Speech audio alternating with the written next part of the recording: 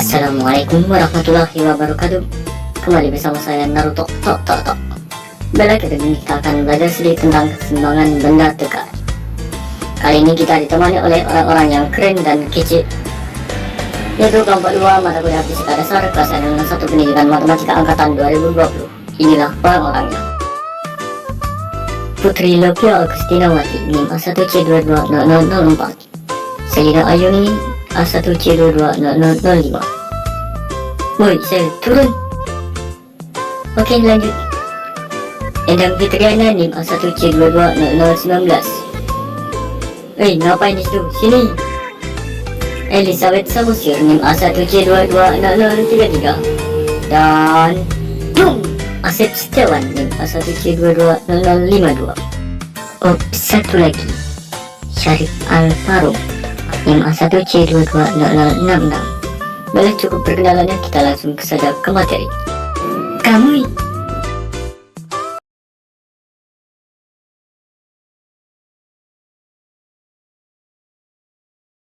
Halo, perkenalkan saya Elizabeth Samosir dengan NIM A1C220033. Di sini saya akan membahas tentang kecepatan dan percepatan sudut. Yang pertama, kita akan bahas tentang posisi sudut. Dapat dilihat dari gambar bahwa ketika jarak dari O ke A menuju B, di situ akan membentuk sebuah sudut yang bernama sudut theta, di mana satuan sudut theta ini adalah radian. Kemudian perhatikan, jika jarak dari A menuju B itu adalah S dan jarak dari O menuju A itu adalah R, maka dapat dibuat yaitu theta sama dengan S per R atau jarak per jari-jari. Perlu kita ketahui bahwa satu putaran itu sama dengan 360 derajat atau sama dengan 2pi kali radian. Satu radian itu sama dengan 360 derajat per 2pi atau sekitar 57,3 derajat. Selanjutnya kita akan bahas tentang kecepatan sudut. Saat benda bergerak, tentu akan mempunyai kecepatan. Kecepatan sudut dibagi menjadi dua, ada kecepatan sudut rata-rata dan juga kecepatan sudut sesaat. Untuk kecepatan sudut rata-rata, rumusnya sebagai berikut, di mana omega sama dengan delta theta per delta t. Delta theta di sini merupakan perpindahan sudut, sedangkan delta t adalah selang waktunya. Selanjutnya kita akan bahas tentang kecepatan sudut sesaat, di mana kecepatan sudut sesaat ini merupakan hasil dari limit delta t menuju 0 dari delta theta per delta waktu, atau sama dengan d theta per dt, yang merupakan turunan dari kecepatan sudut rata-rata. Untuk lebih memahami konsep dari rumus yang sudah diberikan, kita akan membahas dari contoh soal sebagai berikut. Pada gambar di samping menunjukkan roda gila pada mesin mobil yang sedang diuji dengan posisi sudut theta itu sebesar 2,0 radian per sekon pangkat 3 dikali t pangkat 3, di mana diameter roda gilanya adalah 0,36. Kemudian di sini disuruh ditentukan yang pertama itu besar sudut theta dalam radian dan derajat pada waktu T1 2,0 sekon dan T2 5,0 sekon. Oke, kita cari. Untuk mencari yang A, kita substitusikan nilai T ke persamaan yang ada pada soal, sehingga didapatlah bahwa theta 1 itu sebesar 920 derajat atau 16 radian. Kemudian nilai theta 2-nya itu sebesar 250 radian atau 14.000 derajat. Oke, kita akan mencari soal yang B, yaitu carilah jarak gerakan partikel pada pelek selama interval waktu tersebut. Roda gila berotasi melalui perpindahan sudut, yaitu theta 2 dikurang theta 1 sama dengan 250 radian dikurang 16 radian sama dengan 234 radian. Diketahui diameter sama dengan 0,36 meter, maka untuk jari-jarinya itu setengah dari diameter sama dengan 0,18 meter. Karena yang ditanya di sini adalah jarak gerakan partikel pada pelek, maka kita gunakan persamaan kecepatan sudut, di mana theta sama dengan S per R. S sama dengan theta dikali R. Tinggal kita substitusikan saja nilainya, maka didapatlah hasil bahwa S itu sebesar 42 meter. Kemudian kita akan mencari soal yang C, yaitu kecepatan sudut rata-rata dalam radian per sekon antara T1 sama dengan 2,0 sekon dan T2 5,0 sekon. Seperti yang kita tahu bahwa kecepatan sudut rata-rata adalah delta theta per delta T. Maka theta 2 dikurang theta 1 per T2 kurang T1 sama dengan 78 radian per sekon. Sekarang kita akan mencari soal yang D, yaitu kecepatan sudut sesaat pada T sama dengan 3,0 sekon. Rumus kecepatan sudut sesaat adalah omega sama dengan d theta per dt, maka sama dengan d per dt dari 2,0 radian per sekon pangkat 3 dikali t pangkat 3, maka sama dengan 2,0 radian per sekon pangkat 3 dikali 3t pangkat 2, sama dengan 6,0 radian per s pangkat 3 dikali t pangkat 2. Karena dalam soal tadi diminta pada t sama dengan 3,0 sekon, maka omega sama dengan 6,0 radian per s pangkat 3 dikali 3,0 s pangkat 2. Sehingga didapat omega sama dengan 54 radian per sekon. Selanjutnya kita akan membahas tentang percepatan sudut. Oke, ketika kecepatan sudut benda tegar mengalami perubahan, berarti benda tersebut memiliki percepatan sudut. Jika omega 1 dan omega 2 merupakan kecepatan sudut sesaat pada waktu T1 dan T2, kita mendefinisikan bahwa percepatan sudut rata-rata itu sama dengan omega 2 dikurang omega 1 per T2 dikurang T1, atau sama dengan delta omega per delta T. Sedangkan untuk percepatan sudut sesaat ini sama dengan alfa sama dengan limit delta T menuju 0 dari delta omega per delta T sama dengan dw per dt. Jadi perlu kita ketahui bahwa dalam gerak rotasi itu jika percepatan sudut alfa positif, maka kecepatan sudut omeganya akan bertambah. Jika alfanya negatif, maka kecepatan sudut omega akan berkurang. Rotasi akan dipercepat jika alfa dan omega memiliki tanda yang sama, dan diperlambat jika alfa dan omega memiliki tanda yang berlawanan. Oke, itulah penjelasan dari saya. Terima kasih.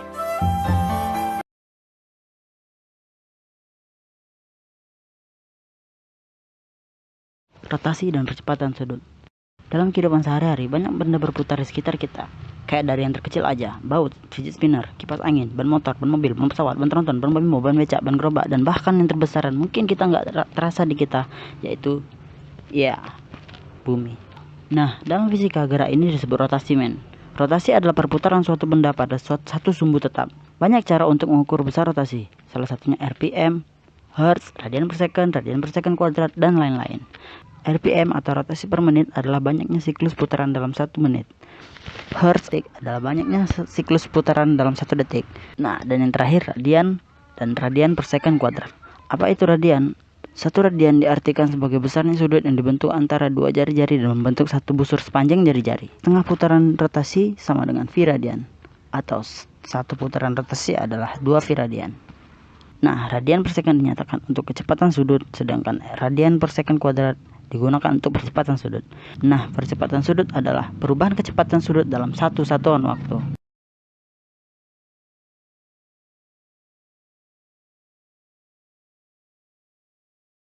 Baiklah, saya Sep Setiawan, NIM A1C220052. Saya akan menjelaskan hubungan kinematika gerak lurus dan gerak melingkar.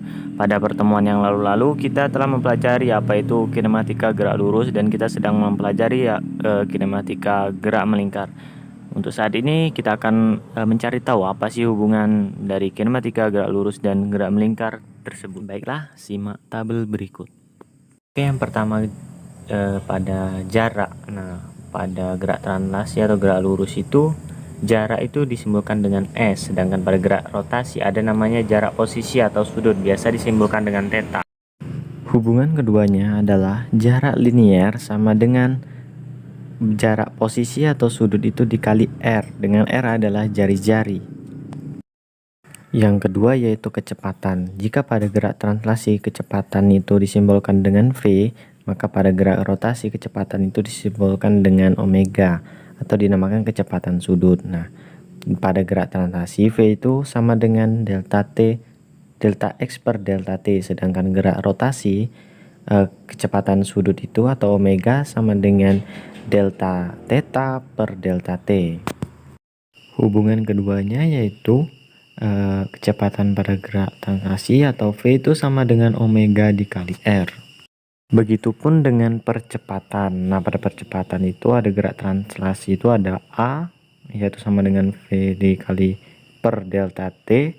Jika pada gerak rotasi dinamakan percepatan sudut. Percepatan sudut ini disimbolkan dengan alpha, yaitu delta omega per delta T. Hubungannya alpha itu sama dengan percepatan translasi per R. Lalu ada massa. Nah, pada gerak translasi itu massa itu disimbolkan dengan M, sedangkan pada gerak rotasi itu ada yang namanya momen inersia. Nah, hubungannya yaitu momen inersia itu adalah jumlah keseluruhan massa dikali R kuadrat. Atau biasanya momen inersia itu dirumuskan dengan I sama dengan mr kuadrat. Nah, selanjutnya ada gaya. Pada gerak translasi itu gaya disimbolkan dengan F, dirumuskan dengan F sama dengan M kali A. Nah, pada gerak rotasi ini ada yang namanya momen gaya atau disimbolkan dengan tau. Nah, tau ini dirumuskan sama dengan I atau momen inersia dikali dengan alpha atau percepatan sudut.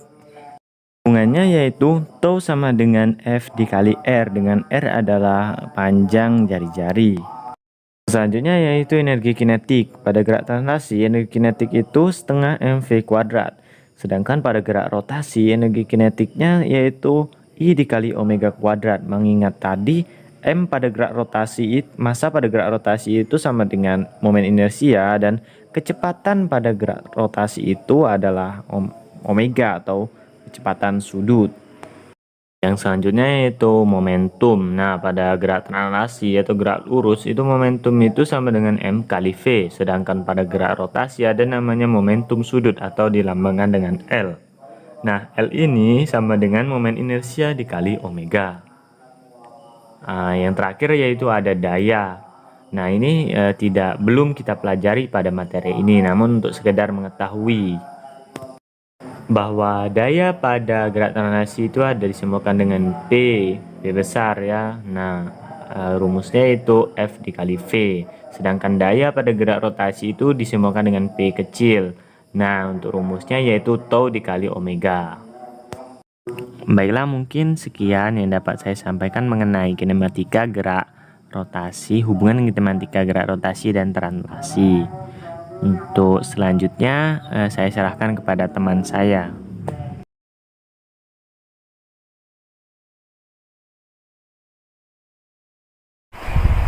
Assalamualaikum warahmatullahi wabarakatuh. Saya Selina Ayuni dengan NIM A1C220005 dari kelompok 2 akan menjelaskan tentang materi momen inersia. Sebelumnya, kalian tahu nggak apa itu momen inersia? Momen inersia adalah kemampuan suatu benda untuk mempertahankan kecepatan sudutnya. Berdasarkan pengertian tersebut, jadi kita dapat mengetahui bahwa semakin besar momen inersia suatu benda, maka semakin susah benda tersebut untuk mempercepat atau memperlambat kecepatan sudutnya. Rumus umum momen inersia adalah sebagai berikut.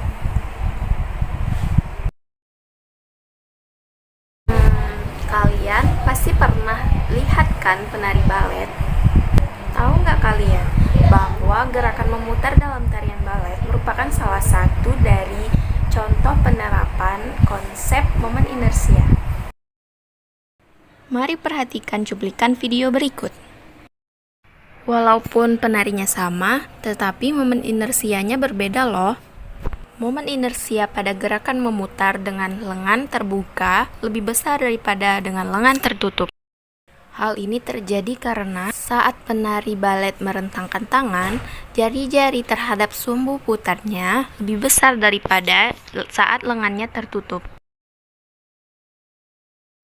Momen inersia berhubungan dengan energi kinetik pada gerak rotasi, yaitu dengan rumus sebagai berikut. Baik, berikut ada contoh soal, yaitu sebuah partikel bermassa 0,5 kg bergerak melingkar dengan kecepatan sudut tetap 2 rad per sekon. Tentukan energi kinetik rotasi partikel jika jari-jari lintasan partikel 10 cm. Yang pertama kita cari diketahui massanya 0,5 kg.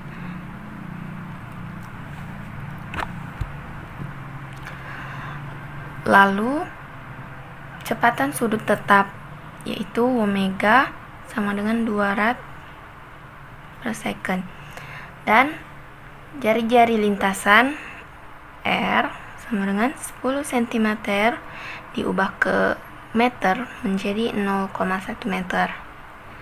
Nah, apa yang ditanya yaitu energi kinetik rotasi.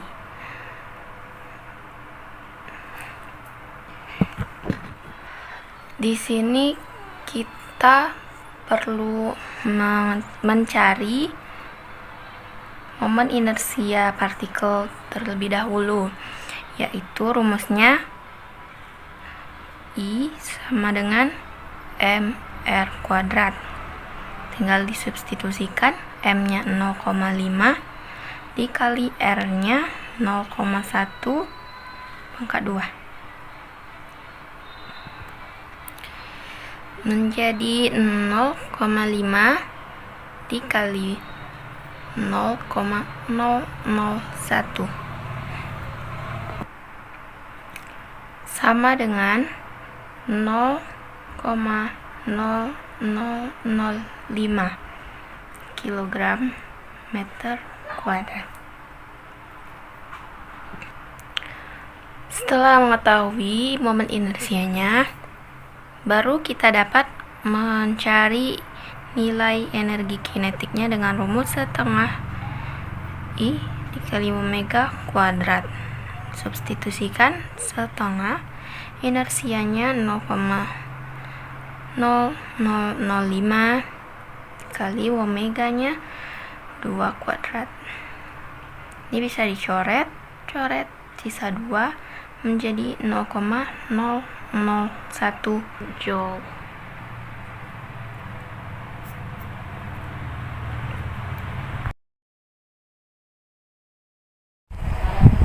Kemudian, saya akan menjelaskan tentang momen inersia pada sejumlah partikel.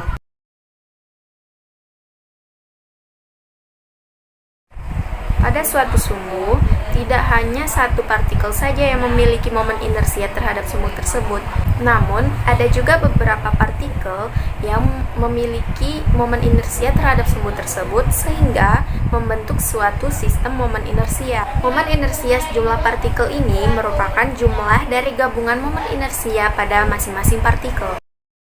Berikut gambaran momen inersia sejumlah partikel. Berikut rumus momen inersianya, yaitu total dari momen inersia masing-masing partikel. Jadi, untuk mendapatkan nilai momen inersia pada sejumlah partikel, kita harus meninjau partikel tersebut satu persatu untuk mengetahui momen inersianya masing-masing. Berikut terdapat contoh soal. Disajikan gambaran beberapa partikel, lalu kita diminta untuk mencari momen inersia terhadap sumbu X dan sumbu Y. Yang pertama, momen inersia terhadap sumbu X. Nah, jika diputar dengan poros sumbu X, maka semua partikel yang berada pada sumbu X bernilai 0. Atau momen inersianya sama dengan 0, karena jari-jarinya 0. Sehingga, inersianya hanya didapatkan dari dua partikel, yaitu partikel yang berada di sumbu Y. Substitusikan massa dan jari-jari yang diketahui, lalu didapatkan total inersianya yaitu 36 kg cm². Selanjutnya, momen inersia terhadap sumbu Y. Jika diputar dengan poros sumbu Y, maka semua partikel yang berada pada sumbu X bernilai 0 atau inersianya sama dengan 0 karena jari-jarinya sama dengan 0. Sehingga dapat dihitung total momen inersia dari 4 partikel yang berada di sumbu X. Substitusikan massa dan jari-jari yang diketahui sehingga didapatkan total momen inersianya yaitu 84 kg cm².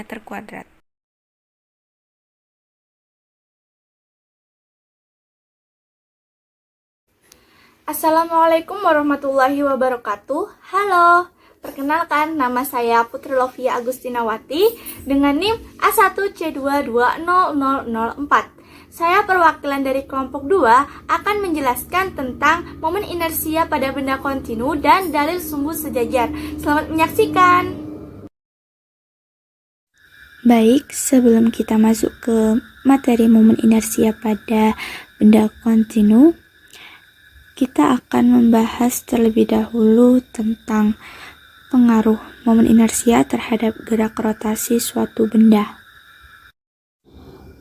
Untuk silinder yang berwarna kuning kecoklatan itu termasuk silinder pejal dengan momen inersia setengah mr², dan silinder yang berwarna biru dengan momen inersia mr², dan bola pejal yang berwarna merah dengan momen inersia 2/5 mr², dan bola berongga yang berwarna hijau dengan momen inersia 2/3 mr². Nah, berikut simulasinya. Bisa kita lihat bola pejal warna merah itu lebih cepat dibandingkan benda yang lain, dan selanjutnya ada silinder pejal dan ada bola berongga, dan yang terakhir itu silinder berongga.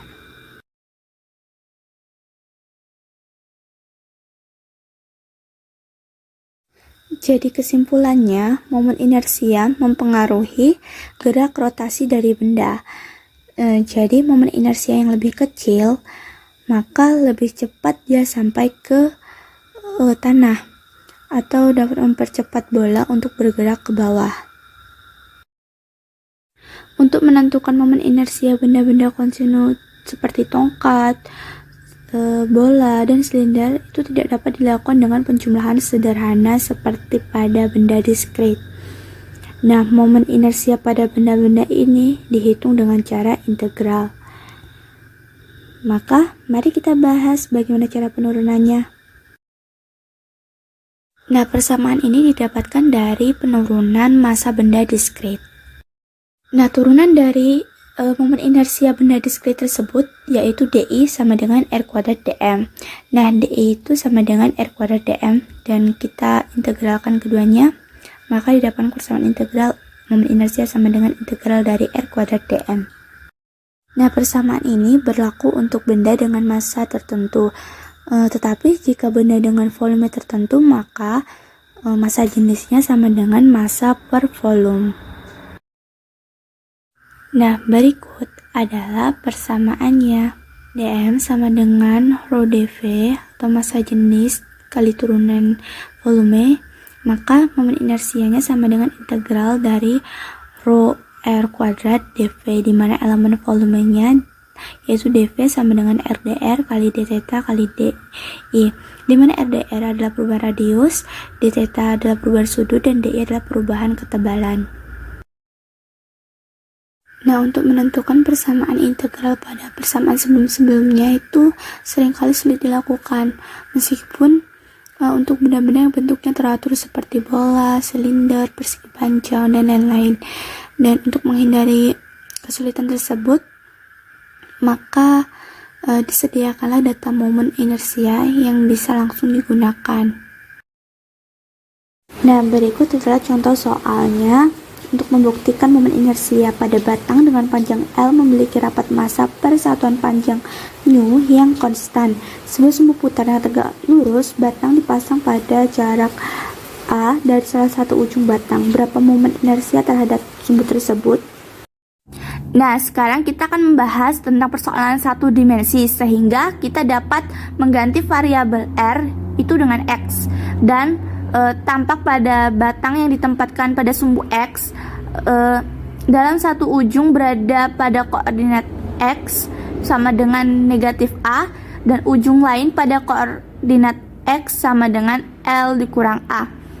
Nah, perhatikan batang kecil yang berwarna hitam, elemen kecil stable dx itu memiliki jarak x dari sumbu, dan massa elemen tersebut adalah dm sama dengan nu dx. Dengan demikian, momen inersia memenuhi persamaan integral yaitu sebagai berikut. Jadi, momen inersianya sama dengan integral dari x kuadrat dm dengan batas L kurang A dan negatif A.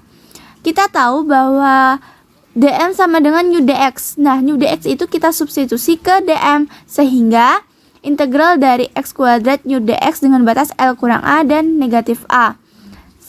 Selanjutnya, nu-nya kita pindah ke depan, dan kemudian menjadi nu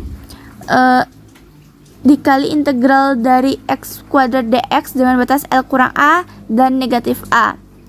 Sehingga kita selesaikan dengan persamaan integral tentu. Kemudian menjadi nu sepertiga L kurang A pangkat 3 dikurang sepertiga negatif A pangkat 3. Dan kemudian menjadi sepertiga nu L kurang A pangkat 3 ditambah A pangkat 3. Karena massa jenis batang konstan, maka massa batang adalah M sama dengan nu L. Dengan demikian, momen inersianya dapat ditulis menjadi I atau momen inersia sama dengan sepertiga dikali nu L per L, kemudian dikali L kurang A pangkat 3 ditambah A pangkat 3. Dan kemudian karena nu L itu sama dengan M, maka bisa kita tulis menjadi sepertiga M per L kali L kurang A pangkat 3 ditambah A pangkat 3. Nah, jika sekarang kita tinjau dua kasus khusus, yaitu jika sumbu berada di salah satu ujung dan berada di tengah-tengah batang. Nah, jika sumbu itu berada di salah satu ujung, maka A-nya sama dengan 0, sehingga momen inersianya menjadi sepertiga M per L kali L kurang 0 pangkat 3 ditambah 0 pangkat 3, sehingga menjadi sepertiga M per L pangkat 3. Bisa kita coret L-nya menjadi sepertiga ml kuadrat. Jika sumbu berada di tengah-tengah batang, maka A-nya sama dengan L per 2, sehingga momen inersianya menjadi sepertiga M per L dikali L kurang L per 2 pangkat 3 ditambah L per 2 pangkat 3, sehingga menjadi sepertiga ml dikali L pangkat 3 per 4, sehingga menjadi 1/12 ml kuadrat. Selanjutnya kita akan membahas tentang dalil sumbu sejajar. Apa itu dalil sumbu sejajar? Nah, dalil sumbu sejajar ini digunakan untuk menentukan besaran momen inersia. Nah, pada materi sebelumnya kan kita sudah disediakan data untuk mengetahui suatu besaran momen inersia pada batang yang diputar di pinggir atau di tengah. Tetapi sekarang kita akan mencari besaran momen inersia, tetapi tidak diputar di tengah ataupun di pinggir. Lalu bagaimana caranya? Nah, lalu begini, bisa dilihat pada gambar, itu sumbu putarnya tidak diputar di tengah ataupun di pinggir, tetapi diputar pada bagian ini. Lalu mencarinya bagaimana? Baik dengan rumus I sama dengan IPM. IPM itu adalah momen inersia pusat massa dengan satuan kilogram meter kuadrat ditambah M D kuadrat. M itu adalah massa benda dalam satuan kilogram dan D itu adalah jarak dari pusat massa ke sumbu putar yang baru. Baik, sekarang kita akan masuk ke contoh. Nah, sebuah batang dengan panjang 12 meter dan massa 1 kg diputar di titik P seperti pada gambar di bawah ini. Maka, momen inersia batang tersebut adalah... Nah, batang di bawah ini panjangnya 12 meter dan porosnya itu ada di titik P. Dan titik P itu bukan di tengah-tengah dari 12 meter itu. Dari pinggir ke titik P panjangnya 4 meter. Dan di tengah-tengah batang ini pasti panjangnya 6 meter. Maka jarak dari pusat massa ini dengan jarak titik P atau sumbu putar yang baru ini yaitu 6 meter dikurang 4 meter bernilai 2 meter. Nah, jadi untuk menentukan momen inersia itu momen inersia pusat massanya itu ditambah dengan MD kuadrat. Nah, untuk yang pertama kita cari dulu momen inersia pada pusat massa. Momen inersia pada tengah batang pada data sebelumnya itu 1/12 ml kuadrat. Nah, jadi sama dengan 1/12 kali M itu massanya 1 kg. Kemudian dikali dengan L kuadrat. Panjang batangnya itu tadi 12 meter kuadrat. Maka 12-nya bisa kita coret jadi 12 kg meter kuadrat itu IPM-nya atau momen inersia pusat massanya. Dan selanjutnya yang kedua MD kuadrat. M ini adalah massa 1 dikali D. D ini tadi adalah jarak dari pusat massa ke sumbu putar yang baru, ke sumbu P ini tadi. Nah, tadi kan panjangnya 2 meter nih. Berarti 1 dikali 2 kuadrat sama dengan 4 kg meter kuadrat.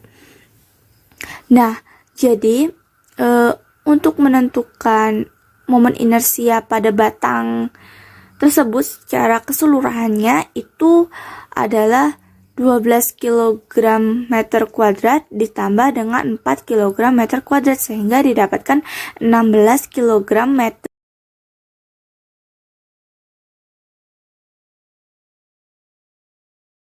Halo teman-teman semua, nama saya Ana Fitriana. Saya akan menjelaskan mengenai momen gaya. Momen gaya disebut juga dengan torsi. Momen gaya adalah seberapa besar gaya yang diberikan untuk memutar suatu benda terhadap poros tertentu.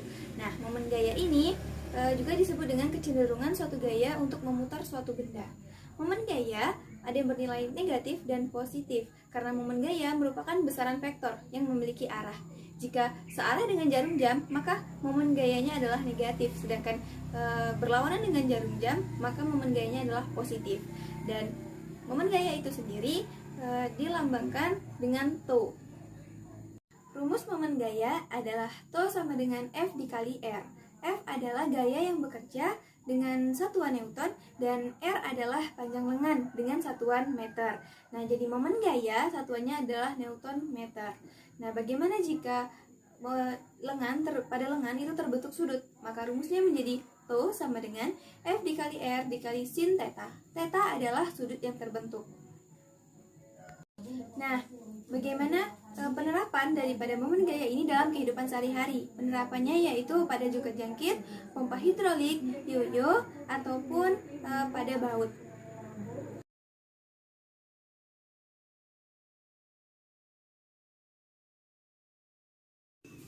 Nah, untuk soalnya itu diketahui sebuah benda dengan panjang lengan 25. Oke, berarti R sama dengan 25 cm.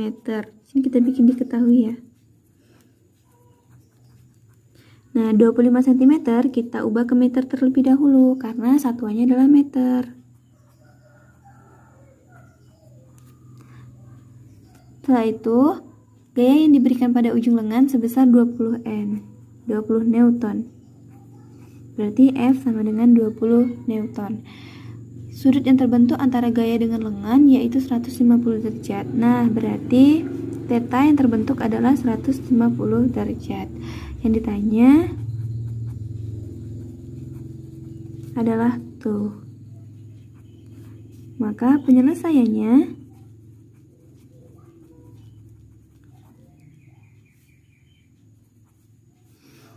tuh sama dengan F dikali R sin theta. F kita tinggal masukkan 20 Newton dikali 0,25 meter dikali sin theta sin 150 derajat. Berarti 20 Newton dikali 25 meter dikali sin 150 sama dengan 0,5. Jadi langsung aja hasilnya 2,5 Newton meter.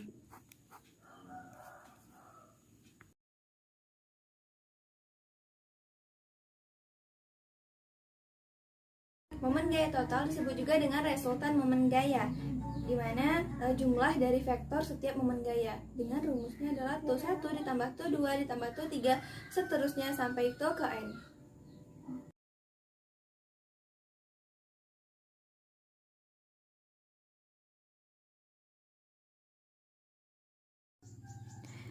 Nah, untuk selanjutnya itu kita analisa gambar. Di gambar ini ada FA, ada FB. Nah, sudah juga diketahui berapa jaraknya dari sini ke sini kan dia karena pada titik O, torsi pada titik O dari sini ke sini. Nah, jadi kita dapatkan FA, RA, FB, RB dan sin theta. Nah, kenapa sih di sini pakai sin theta? Karena di sini terbentuk sudut 150 derajat. Jadi kita tinggal masukin aja rumusnya sama yang seperti tadi. Hanya bedanya di sini kenapa kok di sini tidak pakai sin theta? Karena di sini sudut yang terbentuk adalah 90 derajat. Nah, jadi kalau sin 90 sama dengan 1, jadi tidak perlu dituliskan. Nah, sedangkan di sini sudut yang terbentuk adalah 150. Terus kita masukin aja semuanya. Nah, sehingga total torsinya adalah 30 Newton meter.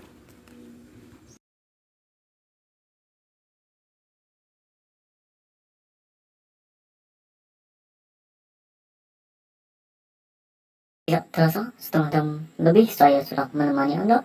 Saatnya saya undur diri. Saya Naruto Toto. Pamit undur diri. Mohon maaf atas segala kekurangan. Terima kasih atas segala perhatian. Wassalamualaikum warahmatullahi wabarakatuh.